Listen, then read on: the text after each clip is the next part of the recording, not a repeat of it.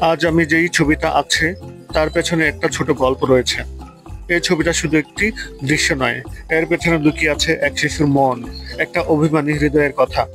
গল্পটা কয়েক বছর আগের। আমি তখন একটা স্কুলে ড্রয়িং শেখাতাম।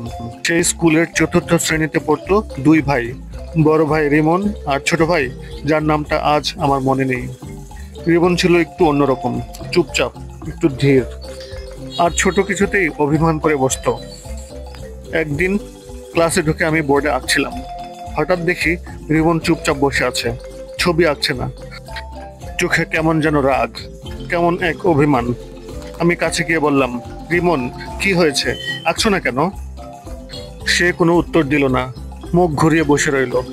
পাশে বসা তার ছোট ভাই আসতে বলল, স্যার, আজ সকালে রিমন স্কুলে আসতে চায়নি। মা রাগ করে ওকে মেরেছে আর বাবা জোর করে নিয়ে এসেছে। বুঝতে পারলাম ওর ছোট মনটা কষ্টে ভরে গেছে। তখন আমি ভাবলাম, আজ সিলেবাসে ড্রয়িং না করি, আজ একটা গল্প বলি, একটা ছবি নিয়ে গল্প। আমি বোর্ডে আঁকতে শুরু করলাম। একটা প্রাকৃতিক দৃশ্য, একটা নদী, দুইটা নৌকা, একটা ছোট্ট ঘর, আর পাশে বড় গাছ। আর বলতে শুরু করলাম রিমনের মতো একটা ছেলের গল্প। একটা ছেলে ছিল, নাম তার রিমন। মাঝে মাঝে খুব মন খারাপ হতো তার। স্কুলে যেতে ইচ্ছে করতো না, পড়াশোনায় মন বসতো না। কিন্তু তার বাবা মা কিছুই বুঝতে চাইতো না। তারা শুধু চাইতো সে ভালো করে পড়াশোনা করুক। একদিন রিমন ঠিক করলো সে আর থাকবে না বাড়িতে। ভোরবেলা ঘুম থেকে উঠেই চুপি চুপি ঘর থেকে বেরিয়ে পড়লো। বাড়ির পাশে নৌকা ঘাটে বাঁধা ছিল একটি নৌকা। রিমন সেই নৌকাটা নিয়েই নদী পাড়ি দেবে। যেখানে আকাশ আর পানি একসাথে মিশে গেছে সে সেখানে যাবে।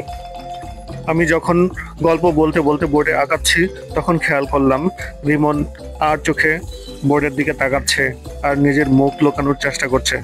মনে হচ্ছে কিছুটা লজ্জা পাচ্ছে।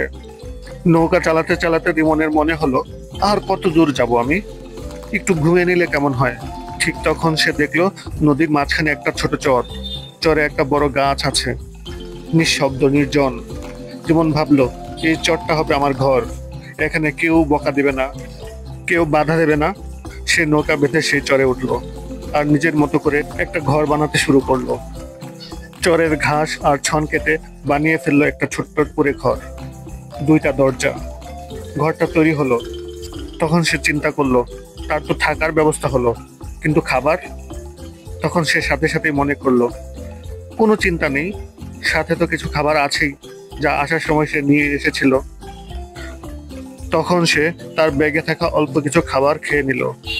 খেয়ে কখন যে ঘুমিয়ে পড়লো সে নিজেও জানে না।